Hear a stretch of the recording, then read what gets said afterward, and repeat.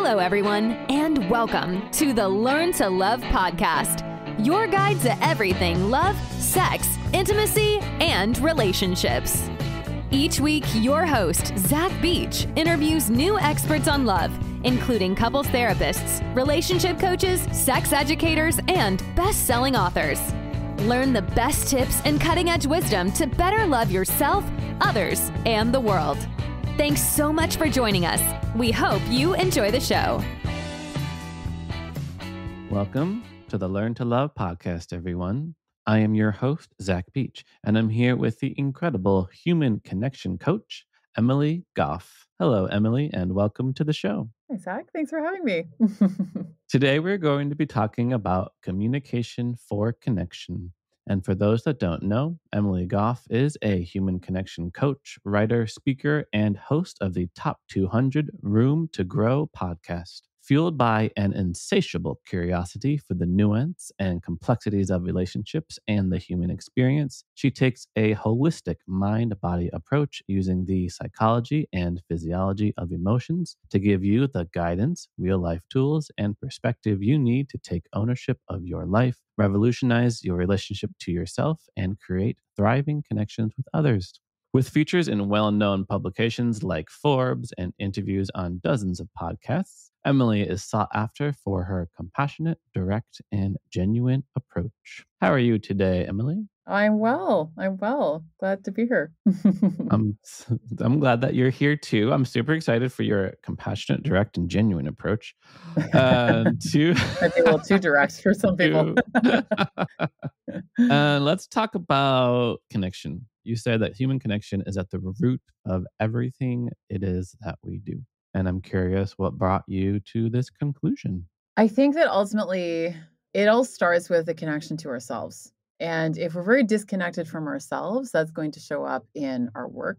That's going to show up in our partnerships. It's going to show up in the way that we treat our bodies, the way that we take care of ourselves. It shows up in all of the biggest, most important areas. And I think that as a culture, we're really suffering from a lack of intimacy. And it's really harmful for us because so many people are walking around disconnected and not knowing what it is that they need to do or the steps that they can take to get to that next level that they can sense is coming for them. So when you say we lack intimacy, how do you define intimacy? What do you think that we are lacking? I think that a lot of people are missing deeply connected, fulfilling relationships with other humans.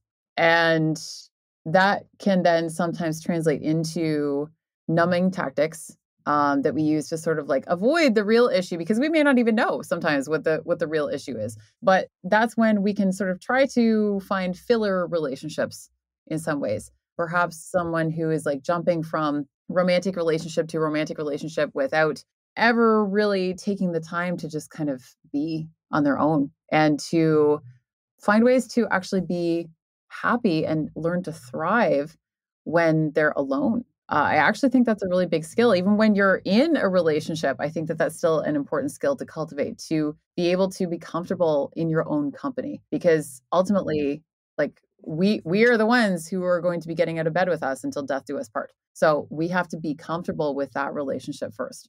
So how do we become more comfortable with ourselves? It's going to vary by person, but I think one question that I sometimes will ask people is, do you like yourself? Not love yourself. Do you like yourself?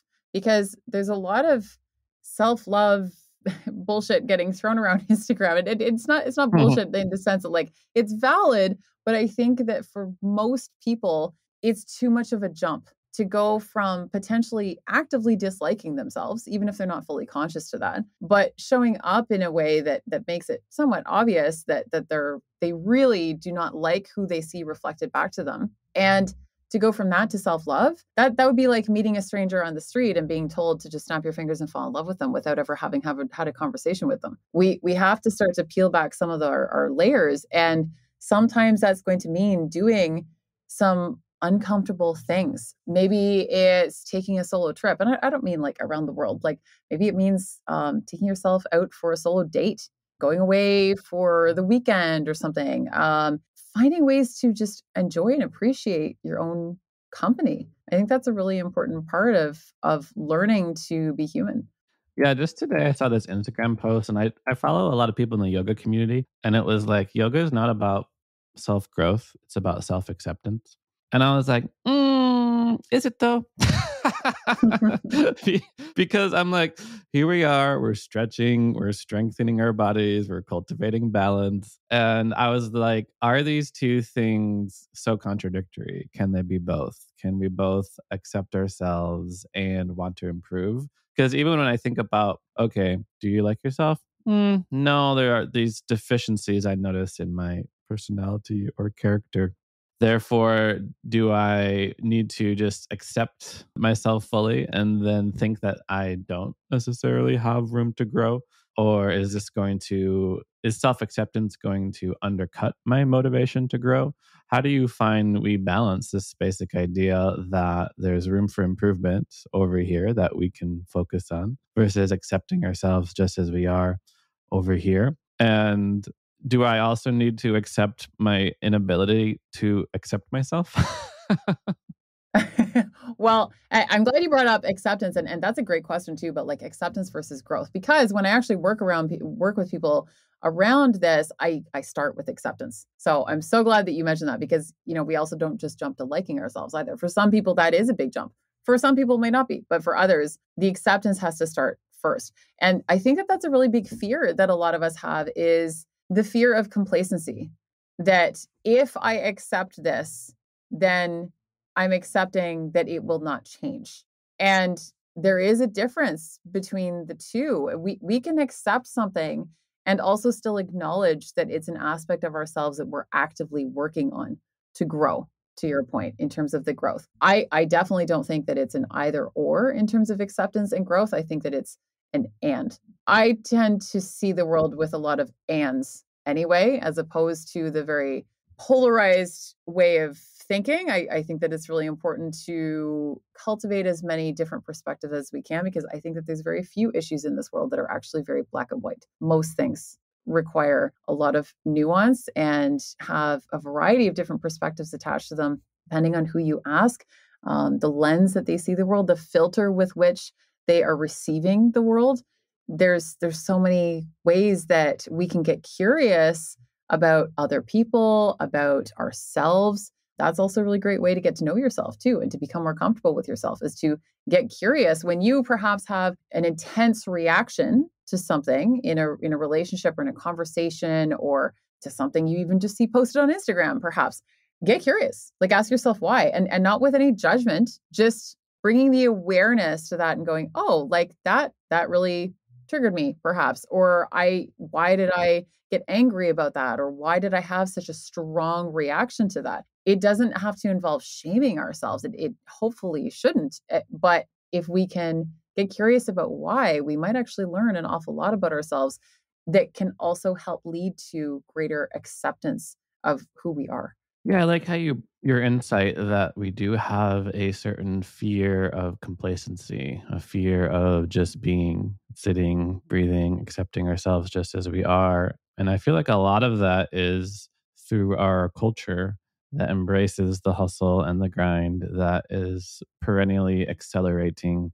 And I feel like we do have this deeply entrenched belief that if I'm not working really hard or putting a lot of effort into, say, my career or myself or my relationship, that I am falling behind, for example.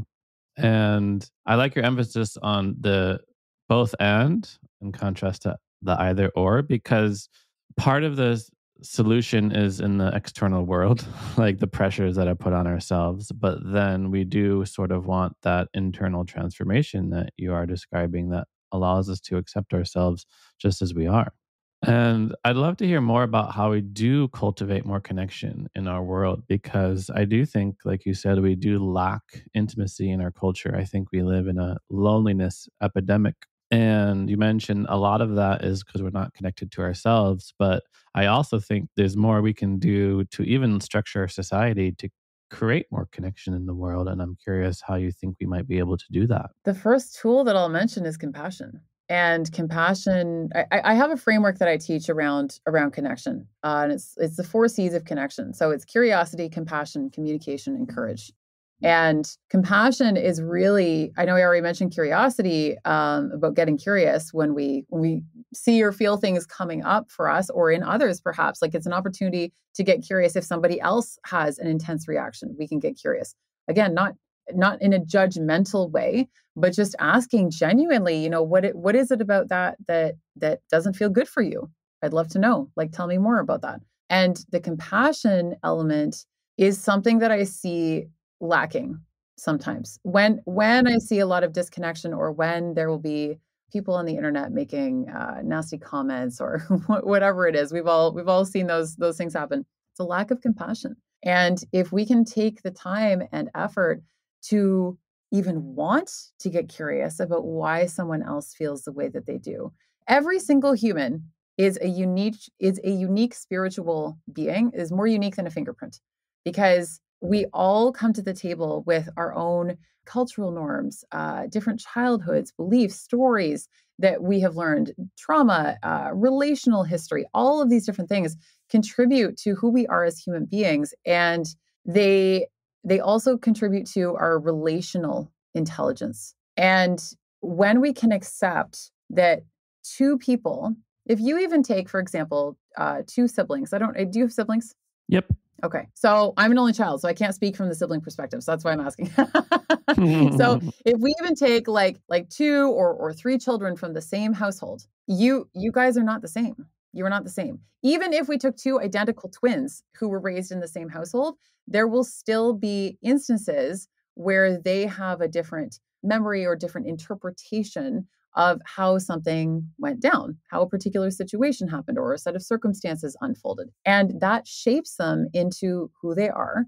And all of those things then come out in our other relationships. So sometimes if we perhaps get irritated by something, we may not even know why we're irritated. And that could be something that we eventually trace back to something way back when we're not even making the association in our heads. And if we realize that every single human has that, it will actually offer us the opportunity to ask questions, to have more compassion when we can learn what someone else's perspective is. Because if you and I have 2 wildly different perspectives on the world, and I just judge you as opposed to asking you why you feel that way, I'm passing up a beautiful opportunity for growth. That's a powerful, powerful doorway that I could go through, where you and I could then have a whole different conversation, and I could leave that conversation with an entirely new perspective on the world that would then allow me to show up in a more well-rounded way with other humans as well.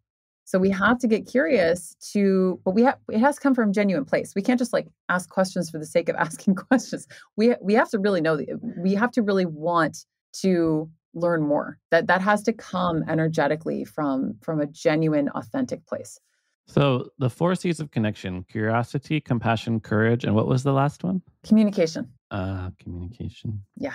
A wonderful segue, because that is what I wanted to ask about, because I'm hearing the more we remain curious to each other and listen to each other, the more connection that we get to cultivate. But I'm thinking how that medium for communication has broken down.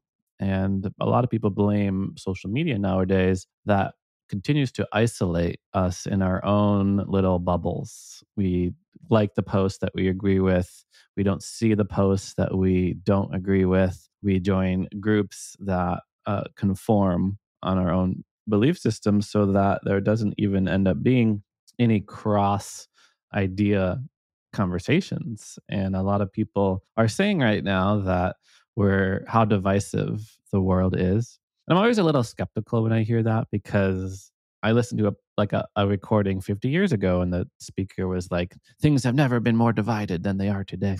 And I bet every time it seems like people are divided, I'm like there was a war over slavery. I think where there has been division always. But I am curious, what is your appraisal of how divisive the world is right now, and how do we encourage and cultivate that cross issue communication? I do think that you're right that a lot of times we'll end up in situations where as a society, because it's our first time around, at least in this lifetime, if we want to go down that road, that we are experiencing the current times, that we can feel like something is the end of the world, or that something is the worst it's ever been. And I think that, and to your point, actually, about the sort of confirmation bias and the bubbles that we can get into as well, I think it's important for anyone to actively make an effort to seek out sources of information that you don't agree with at least on a semi-regular basis, to learn how other people view the world. Doesn't mean you have to leave agreeing with them. It just means, and that same goes for anything to do with compassion too. We can love people and still disagree with them. And that can be okay. We don't have to agree with every single person for connection to take place with those individuals. So when it comes to communication, I think that we have to really be able to open the door to have the hard conversations and to not sidestep things and sweep things under the rug and go along to get along. And it's a fine line, because if we take this from the standpoint of how divided things are in a lot of ways right now, it can feel a whole hell of a lot easier to just sweep it under the rug. And that can be fine to a point. Maybe that's a boundary that we set up perhaps with family members, that I love you, but I disagree with you on this. Like, we're not going to talk anymore about this particular issue, but we can talk about, these other things. That sometimes may be necessary from a purely a mental health standpoint. At the same time, I think that we need to be able to reach out to other humans and check on them too, like see how they're doing. That's another thing that I see with social media. If we're bringing that in with the loneliness factor, we can see people posting, and then we think that we know what's going on in their lives because they put up a post every once in a while. So then we don't actually make the effort to reach out and have a true conversation with them, because we think we already know what's happening for them. So actually texting, even though I'm not saying texting is ideal, but it's better than just like observing a social media post and not saying anything. Actually texting or sending an audio message, picking up the phone, heaven forbid, setting up like an actual in-person date with someone, if that's a possibility. If you think of someone, let them know, like communicate that to them. If you recognize beautiful qualities in somebody, tell them. That would make their entire day most likely, and that could completely shift something for them. Maybe they would even in that moment feel loved or seen in a way that they never had before. And then you actually get to spread that is contagious in the best possible kind of way. Mm-hmm. So we can love people and still disagree with them. Are you sure? I'm sure. Listen, anything I say, someone could disagree with. So, well, I'm thinking about how those hot button issues that bring up so much emotion with a lot of people, and how the general strategy is just to avoid it altogether. Like, don't talk about politics at the dinner table, or keep things like super light. Talk about sports with your coworkers, sort of thing. So I say I do want to talk to somebody I disagree with. What is the best way to do that? How do I bring up those hot button issues without triggering or getting caught up in the emotions that politicians so thrive on us having, those knee-jerk reactions?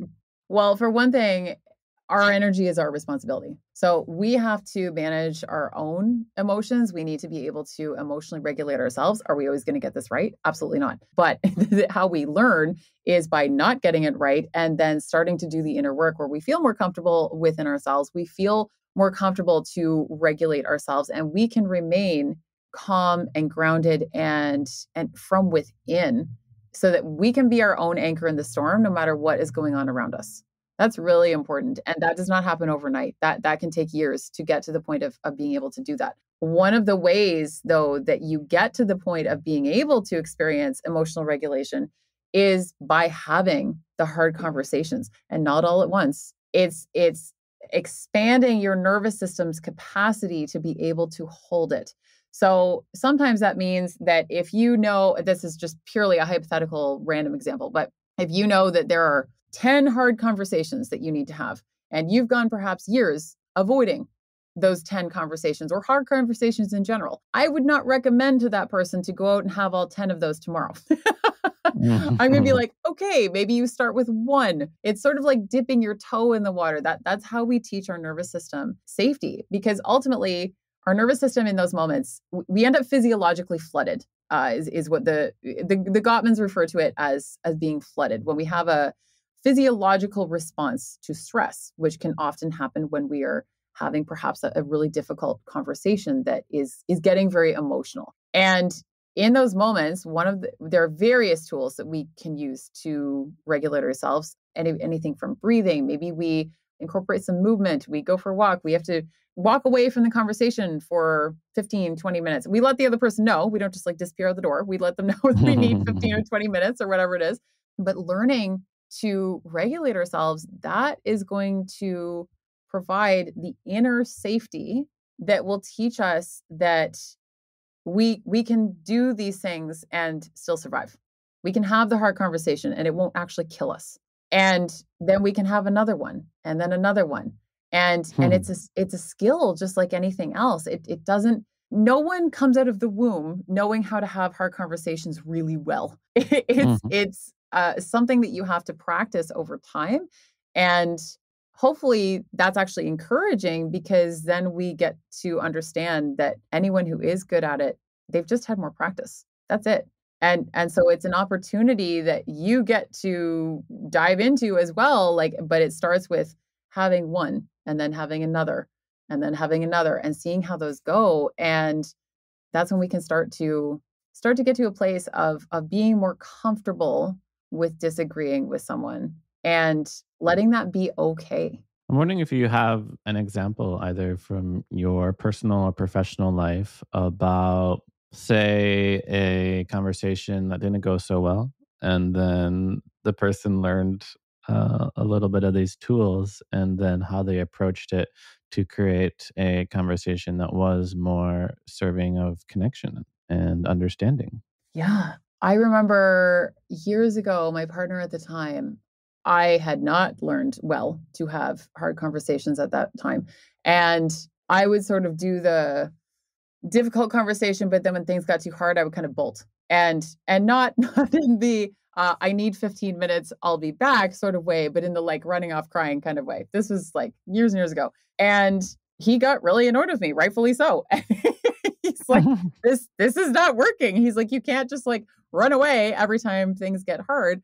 I'm not going to chase after you. And I was like, oh, right. I'm a grown ass human. I need to actually be able to be able to have this conversation. So it didn't happen instantaneously, but it happened over time, where when I could feel that my instinct was to bolt, I was like, I need to do the opposite of this right now. So I need to stay for this and to see the conversation through to the end, no matter how hard it got. And what I actually started to learn was that not only did I still survive, I was still standing at the end of the conversation, but that they were actually opportunities for deeper connection with that person. That's not always going to be the case. There will be people where we have hard conversations with, and it doesn't go well. That's just part of life. But when we avoid all the conversations because we just assume that they're going to go badly, we miss out on the really deep connections that are only forged through conflict. And I don't mean conflict like, screaming at each other. I mean like just a disagreement where we don't agree with the other person, and we can leave that conversation still disagreeing, but actually having perhaps more respect for the other person and having a better understanding of who they are and how they show up in the world and what they bring to the relationship, because we had the difficult conversation. The conversations that we're avoiding most are the ones that we most need to have. That can be a really good place to start for anyone who is like, oh, well, I don't think I have any hard conversations that I need to have. Like, maybe just like start thinking about that and go, okay, is there any conversation that I tend to sidestep, or that I just kind of like skirt around a particular issue or something like that? Maybe, not every time, but maybe that is a conversation worth having. And you might actually be blown away at how powerful that can be in a really positive way, not only to teach yourself that you can do that hard thing and still come out on the other side, but actually really positive for the relationship too. I'm imagining a listener going, "Oh no." Yeah, basically, this isn't what people want to hear. Like, I don't expect to be popular for this. The conversations you are avoiding the most are the ones you most need to have. Yeah, yeah. There are so many communication tools out there. A lot of couples therapists have their own dialogues that they recommend. There's nonviolent communication, there's the Imago dialogue, the Gottman's How of the soft startups. I'm curious, what are some tools that you have found particularly useful? There's one that often comes to mind, and I heard this from Brene Brown years ago, but I have been using it for many, many years to great success, like almost 100% success rate, actually. I rarely speak in absolutes, but it has gone very well. Is the stories I'm telling myself is blank. So basically, when what happens is that in our heads, Zach, if you say something to me and um, I immediately, instantaneously, our brains do this. I take it a particular way. I make an assumption about what you meant when you said that. I I'm hearing it through, again, like my own unique lens of the world, all of these different things. And by the time I fully receive whatever you said, it might be completely and wildly different from what you intended it initially. So rather than come at you with a very emotional response about the assumptions that I'm making, I give you an opportunity to clarify, again, without judgment. So I'm like, okay, Zach, the story that I'm telling myself is that this is what you meant when you said this to me. And I'm then allowing you the space to potentially correct me and go, oh, no, no, no, that's not what I meant at all. This is what I meant instead. And that can be a really powerful opportunity before we jump the gun. We've all had these moments. Like this is where conversations go awry. Is that one moment where one or both parties makes an assumption and things start to go wildly off track very quickly. And this can actually divert from a lot of that to open things up for more conversation and an opportunity for compassion instead. That's a really key lesson I too have been exploring. Almost this basic idea that we don't see the world as it is, we see the world as we are. And we do interpret everything we hear and say through our own lenses and our own story. And often we interpret our partner's behavior as very different than their own intention. Yeah. And actually, I often will teach practicing, and it is very much a practice, sometimes a practice that we don't want to embark upon, but it can be very helpful, is asking ourselves, like, how can I look at this situation through a lens of compassion? So I remember when I was a kid, my mom I would come home from school upset about something that had happened with a classmate or something like that. And she would say, oh, well, but maybe this is what they meant, or maybe this is what they're going through, or maybe this is what happened. I never wanted to hear it when I was a kid. I'm like, Mom, just let me be mad. What is wrong with you? Just let me be mad. But as an adult, I've actually really embraced that because we never know what is going on in someone else's life. Truly, we never know, even with our partners. Maybe something happened at work that day that they haven't shared with you yet, that they're really either upset about or just like worried about, even in kind of like the back of their minds. And it's changing how they show up with you. So can we believe in the best in people? Can we assume the best until someone perhaps gives us a reason to believe otherwise? And lots of people will disagree with me on that. And yeah, not everybody deserves access to your heart, but don't slam the door on the people who do before you ever even give them an opportunity. I think that what happens with a lot of folks is they might read a book about communication or learn some tool from their therapist and then walk into a conversation prepared and ready to use it. And they might say something like, honey, I'm feeling, and then they get interrupted by something and then get triggered. And then suddenly all those lovely tools that they had planned to use suddenly get thrown out the window. that often comes up with like family, for example. You're like, okay, this family gathering, you mentioned the being the anchor in the storm, right? I'm going to be at total peace with myself. And you walk into the room and your mother's like, have you gained weight? And then suddenly my inner peace has gone out the window. So how do we meet those challenges when, almost we feel like we were given a hammer, but we need like a chainsaw or something? Like the tool that we use, the communication tool that we use is not working right now. It's interesting. The way that I teach communication, I do give verbal tools. One of them I just gave you, but I actually teach communication from different angles because anywhere between 70 to 90% of our communication is nonverbal. So there's actually three main types of communication. There's the verbal, the words that we are actually speaking. Then there's the physical and the body language. And then there's the energy with which we communicate. And the verbal, we put everything on it, and we want all the tools and we want the right things to say and all of these things. But I love the example that you just gave. So let's say mom typically comments on someone's weight as soon as we walk in the door. And it's just sort of like always kind of been that way for most of our lives. You can give somebody all the verbal tools in the world. It won't make any difference. They can walk in the door and be fully equipped. But even if they use the exact right tool that perhaps catches mom off guard and turns the conversation more positive, we are still going to be saying it in the energy of the assumption that we're about to be attacked. We're already going in with defensive energy. That is not going to bode well, most likely. Even if the conversation happens to go better verbally, we may still not feel great about it, even on a subconscious level, because we're still we're in full attack mode because we're waiting to like get hit with a punch, the verbal punch. And this is something that we really have to look at because verbal tools will only get you so far.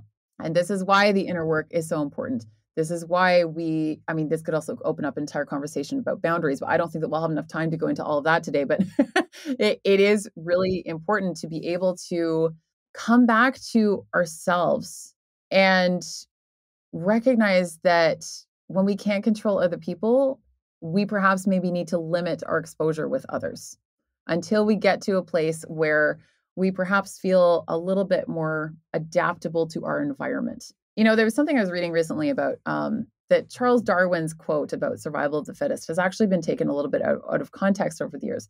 That he actually basically said that survival was going to be for those who were most adaptable to change.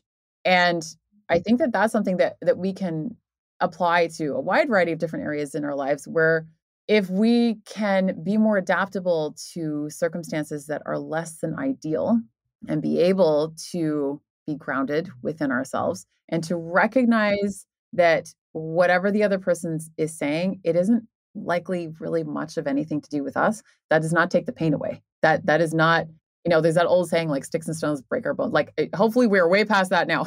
We're aware of and conscious to how much power our words hold, whether we are on the giving or the receiving end. But again, I'm going to bring back to the compassion. I don't want to sound like a broken record, but if we can have compassion for someone who is being hurtful to us, imagine how little compassion they show themselves. Imagine the pain behind those words, because we tend to show outwardly more compassion than we show ourselves. Most of us generally do. So if someone is spewing things like that at you, imagine what it's like for them internally. That isn't a place I'd want to live.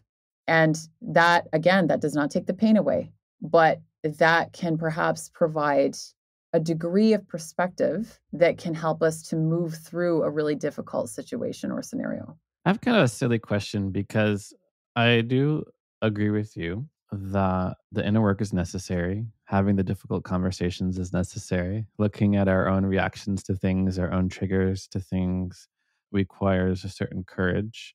That our nonverbal communication is just as important as the verbal. So even though we might say something like, I love or care about you, if the intonation and the energy we're giving off doesn't align with that, it's not going to come across. And yet I can think of many people, couples, maybe even like coworkers who are quite successful in life, and they've never read a self-help book or meditated or listened to a Learn to Love podcast. They haven't seemed to have done any of the work and seem to be doing quite okay.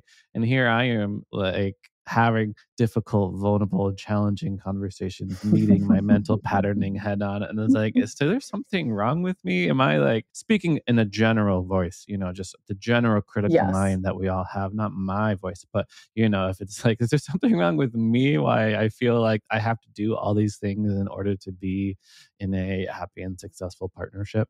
That's a beautiful question. I'm so glad you asked that. The first thing that I would say there is that there were three words actually, that stood out to me in what you said. One was the phrase seems to, that they seem to sort of like have it all together or have the thriving relationship or whatever it is.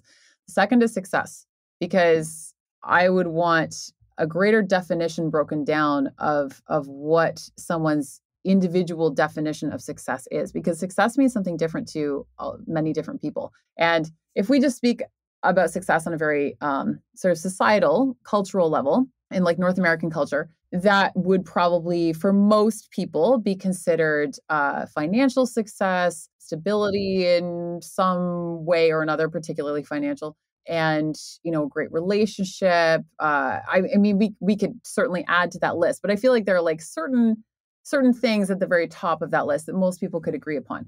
But things like financial success are only one small marker. Like money in the bank is only one small marker of success. I've known many people who are incredibly wealthy, and they are perhaps entering periods of their life where they're wildly unhappy because they may have poured everything into building the business or the career or whatever, and sort of left everything behind. And then they reach a point where they've got all the money they went to seek out to get, but they don't have the other pieces of it. Or perhaps a relationship that seems to be thriving, but is it? I hope so. I genuinely hope so. And for some people, it absolutely is. But again, it's the lens that we're seeing things with. No one has their shit together. No one has their shit together. And if someone has like the thriving relationship and the financial success, let's say they've got like those two major things checked off, they might be dealing with something completely different that we don't even know about, or struggling somehow. Like the number of people, even just in the last few years, where we've seen people come out talking about how they had never shared this big thing that they were dealing with or struggling with. That plays a really big role. Yeah, I was in a 9-year relationship where I found out at the very end of that 9 years that he had been having an affair off and on for our entire 9 years together, and had a secret house 170 meters from our driveway. And our relationship seemed great. A secret house. Yeah. Our relationship seemed great. And outwardly too, like other people were also shocked, which actually made me feel a little bit better at the time, because I was like, okay, I wasn't the only one who missed this. But of course, there were signs, like as his partner, that I chose to ignore. And people will ask me, well, looking back, did you see the signs? I'm like, well, looking back, we always see the signs. Like hindsight is always 20/20, right? But at the time, I didn't see that, and it seemed like a great relationship. There were many people who actually looked at me like I had it all together, like he and I had it all together. And I agreed with them. I thought we did too. And there was something very different going on. And I am not at all saying that that's what's happening in most people's relationships. That's just a very dramatic example of something where Somebody just looked at their partner and was like, oh God, no, I don't want it. I don't want anyone to be scared of that story happening to them. But it's just an example of going deeper. There's a lot of surface level things in this world, and we have to look at our definition of what we want our life to look like and what we want our life to feel like, but what we want it to look and feel like, not according to someone else's definition, and not according to what it looks like everyone else has that we think we don't. Because I guarantee you, there's somebody else looking at you. I don't mean you, just in general. Someone else looking at you going, I really wish that I had what they have. Yeah, that was one of the biggest shocks when I came to adulthood. As a kid, you look around, you're like, okay, people have their cars, their homes, their jobs. They go to work, they come back. They have life pretty much together. Like you figure it out. And then you become an adult and you realize everyone is winging it. No one, as you said, no one has their shit together. We're all trying our best. And it is incredible. Once you do open your heart and truly listen to somebody, you learn the struggles, the unique struggles that we are all going through. Sometimes that's marital relationship struggles, sometimes it's personal health, sometimes it's stress at work. And that's where I think compassion comes in most easily. And you mentioned it a few times about how once we can really open our hearts to others, we see how everyone's struggling in their own way.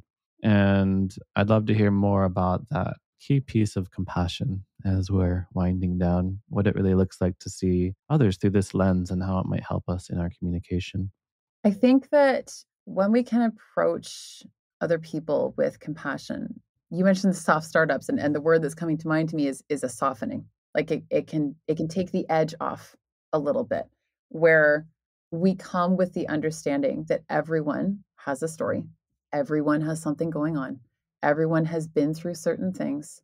And as much as I mentioned curiosity, the other asterisk that I kind of always want to make sure to add to curiosity is that some people might not be naturally curious because it may not have been safe for them to be curious, either in childhood or perhaps a past relationship where that was really shut down. So to have a lot of compassion for that too, if perhaps you're engaging with someone who you're perhaps showing lots of curiosity, but maybe it's actually setting the other person on edge that you're asking questions. And or maybe you're irritated that you don't think that they're asking you enough questions in return, like for it to be reciprocal. I'm not saying that that is the reason, but again, to offer potential compassion here, that could be a reason. Maybe they were in a relationship before where they were continuously shut down and taught that curiosity was not acceptable. So that's something to remember as well. But the compassion piece is absolutely one of the best tools that I can give. There's a story. Have you seen? A lot of people haven't, but have you seen In and of Itself with Derek Delgadio? I don't think so. Okay, I highly recommend it to anyone listening. He's a performing artist, and he put on this show in New York that they then ended up doing basically a movie, but kind of like a documentary around it. And I won't give it away, but a story that he shares in it, it's actually a really, really old story that's been told all over the world, is about an elephant that is standing in a field. And there's these 6 blind guys that come into the field, and they're trying to figure out what this elephant is because they can't see it. They don't know if that it's an elephant. So each one of these guys is touching a different part of the elephant. And the one guy is touching the elephant's leg. He's like, "Oh, guys, it's just a tree trunk." And another one is touching the trunk. And he goes, "No, it's like a snake of some kind." Someone's touching the tail. They think it's a rope. This goes on and on. And each one of them has a completely different perspective on what it is that they're touching because they can't see it. And they're not coordinating with each other to try and figure out what it actually is. So this is kind of how we have to approach our relationships too, is to understand that we're only seeing one piece, one part of them. We're also only seeing what the other person is allowing us to see. Maybe they don't feel safe either within themselves or with us to let us see more. Maybe more trust needs to be built before they will be safe to do so. And same goes for us. So when we understand that and we recognize that being human is a constant practice in being human, and everyone is doing the best, in my personal belief, I think that everyone is doing the best they can with the knowledge and wisdom they have at the time. And if we believe that, I find truly like that me believing that simple thought, it always allows me the space to hold more compassion for someone. Absolutely. I just added In and of Itself to my watch list. Mhm. And that is something that came up for me when you mentioned the 4 C's of connection: curiosity, compassion, courage, communication. I was thinking about kind of how these things are internal qualities, almost like trees or flowers that we can cultivate. And depending on the environment that we grew up in, maybe the ground was quite fertile for those things to grow, or maybe it's just a small little seed right now. And it's something that we can help each other cultivate in our relationships. Yeah. So thank you so much, Emily, for coming onto the show. I do have to finish by asking my final question I ask all of my guests, which is, what do you wish everyone knew about love? First of all, love is finite. And the other thing that I'll say is that I've been working on these laws of love that I'm not ready to share them publicly yet, but I'll share one of them. And it's the law of collateral beauty, which is that if you can still recognize the beauty in the world and in other people, even through your pain, that love will still always be able to find you. And when we go through a breakup, or particularly a breakup, when we go through a breakup, we're devastated because we think love has left us. But love never leaves us, because we are love. We don't even just hold love within us. We are love. And that sounds very philosophical. And I know that a younger version of me is cringing to hear me say that, because years ago I would have been like, what does that even mean? I don't even understand what that means. But every interaction that we have is an opportunity to use that love. And you can almost treat it like a muscle, because it's finite. The more you exercise it, the more you will have, and the more will flow into your life. It's not that we give love to one person and then it exits stage left with that other person when they walk away. That's not what it is. We have the opportunity to continue to pour more love into the world and to see the beautiful ripple effect as a direct result. Love never leaves us. I'll remember that as we near the end of this conversation and we have to leave each other. So thank you so much, Emily Gough, for coming onto the show. You'll have to come back for red flags when your partner has been cheating on you for 9 years. I'm so curious about all the juicy details about how that happened. But for now, I really appreciate you coming onto the show. And for our listeners that want to learn more about you, how can they find you?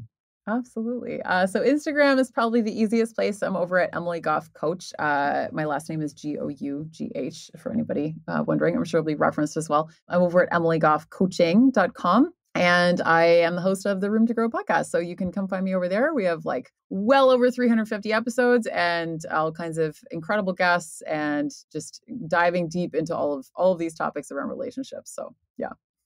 Wonderful. Thank you, Emily Gough, for coming on to the show. And thank you, listeners, for listening to the show. We hope you remember all the valuable lessons that Emily shared with us today, including the 4 C's of connection: curiosity, compassion, courage, and communication, and that we can look at life through the lens of compassion. Believe it or not, we can love people and still disagree with them. And we have to have those difficult conversations, and the ones you are avoiding the most are the ones you most need to have. Verbal tools will only get you so far, which is why our own inner work is so important. And it's important to see the good in people. Everyone is doing the best we can with the knowledge and wisdom that we have at the time. And don't forget, love never leaves us. If you want to learn more about me, you can go to zachbeach.com and learn more about the show at theheartcenter.com. Thanks again, Emily. Thank you, Zach. Thanks for having me. Thanks again for listening to the Learn to Love podcast. To learn more about the show and your host, head over to zachbeach.com or theheartcenter.com. You can also follow Zach on Facebook, Twitter, and Instagram.